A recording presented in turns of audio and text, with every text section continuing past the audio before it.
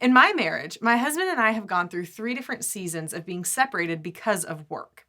And if you experience being apart from your spouse for either extended periods of time in the year or extended periods of time each day, then you know that it adds an extra layer of stress to your life and to your marriage.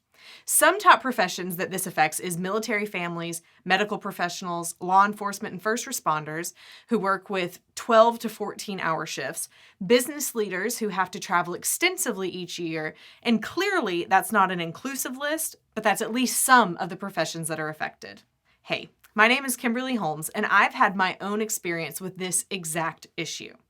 The first 7 years of my marriage with my husband, Rob was in the military. And in our first 2.5 years of marriage, we were separated for a full year while my husband was stationed overseas. We've been separated for only weeks at a time or months at a time because of his demands for work or my demands for work. And more recently, we experienced having one spouse working 12-hour night shifts when my husband was working as a law enforcement officer. And let me tell you, none of it was easy. And it never got any easier with time. We just learned to cope differently. And not all of those coping skills were good. In this video, I want to give you the 3 things to watch for and ask yourself when you are separated because of work or other obligations. But first, be sure you subscribe to our YouTube channel. We are always releasing new and relevant relationship content for you, plus hosting live shows and doing a bunch of things for you to help you in whatever situation that you're in your marriage. So be sure to subscribe and hit the bell to be notified every time a new video comes out. So here are the 3 things to watch for when you are constantly separated because of work or whatever other obligation might be drawing you away from your spouse. Here's number 1. How are you prioritizing your time with your spouse?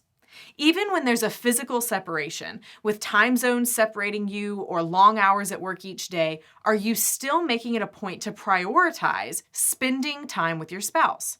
This is typically one of the first things that falls to the wayside. Both of you are busy, and it's this out of sight, out of mind concept that comes into play. Yes, there are moments you miss your spouse and definitely times that you wish that they were there with you. But have you actually set aside a planned time each day or weekend or day off that the 2 of you connect and that you guard as your time together? There's a thought that quality time is really what matters. But according to a research study done by Dr. Nick Stenay at the University of Alabama, along with our founder at Marriage Helper, Dr. Joe Beam, they identified the 7 traits of what makes a strong family. One of those traits was not quality time. Hear me again. Quality time was not one of the traits that identified whether a strong family would come from the family. But quantity time was a predictor of what made a strong family. What does that mean? It's not how valued that time is or the perfect thing to do in the time that you spend together. It's actually spending as much time as you can together that makes the difference of whether or not it's going to be a strong family. So take all of the time you can when you can. Schedule it, protect it, even if it's not in person.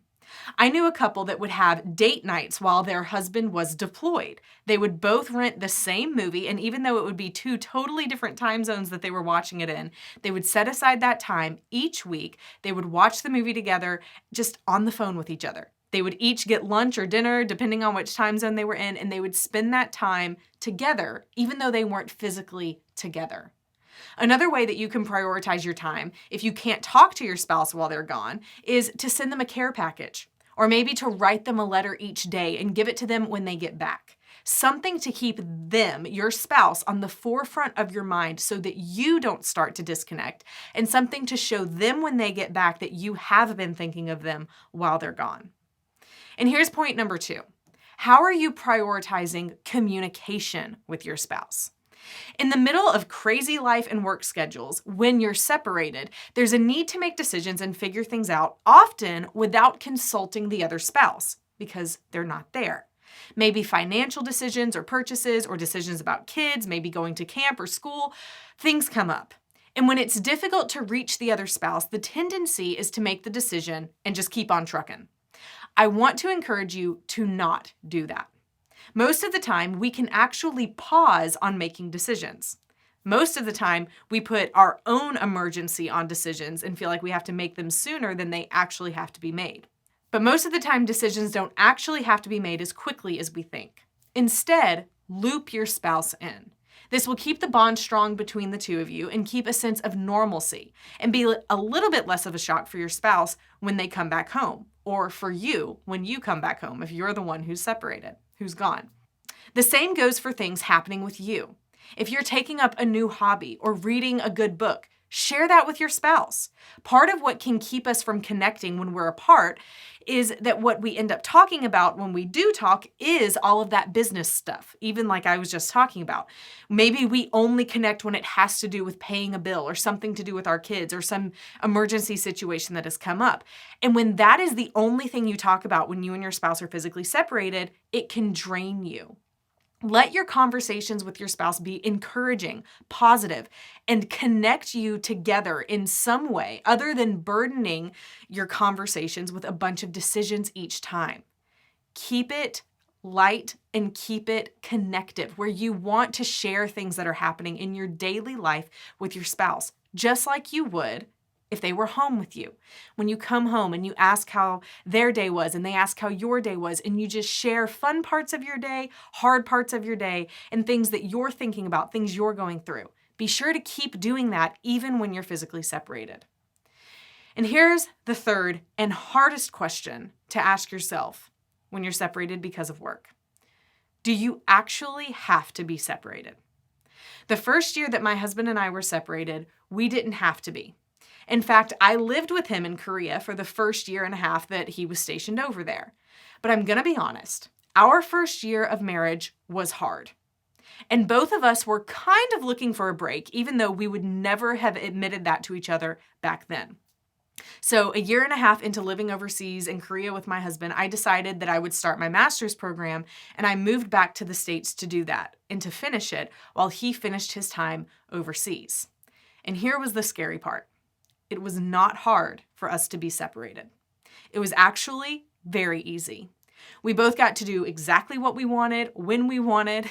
In the military, they call it being a geo-bachelor or a geo-bachelorette. And the hardest part of us being apart wasn't being apart. It was when we eventually came back together. Because coming back together and learning to live with each other again just made everything harder. We had to relearn each other's schedules and preferences and learn how to interact with each other again. And every time we would be separated, coming back together was always the hardest part. After years of this rhythm in our marriage, where he'd be gone for training or I'd be gone for work for weeks or even months at a time, we knew that if we wanted our marriage to stay together and actually to like being with each other, then we had to stop being apart. Even for only the week-long trips, when they're happening every other week or once a month, it takes a drain on your relationship. So we had to make difficult decisions to make this possible. We could have easily said, we can't move from where we are. We can't leave the situations that we're in. But the truth is, we could, and we did. We moved. My husband was able to exit the military early. And then when he got his job later as a law enforcement officer, after 6 months of having night shift and only seeing our family for 1 hour every day, he decided to quit that job too. Did we need the money? Yeah, but we needed him home more than anything. And sometimes you have to make hard decisions to prioritize the health of your marriage. In the end, is money really worth it? Could you live differently? Could you live on less? If something is important enough to you, you will figure out a way to make it a priority. We did. We had to. Our marriage needed a reset, and that's the value of what we do at Marriage Helper. Our workshops and online courses and even our coaching are designed to help you with whatever situation that your marriage is in. We have had so many couples come to our workshop on the months or weekends that their spouse is off work, just so they can move past the conflict and the tension that separation, not separation because you necessarily are wanting to be apart, but separation that work causes. That does lead to issues and frustration and tension in the marriage. And the couples who prioritize their marriage and say, we need extra help because of the strain that work and life brings to our marriage, it is an amazing reset for those couples. No matter what, your marriage is not doomed. While being separated because of outside obligations is hard, it just takes more intentionality.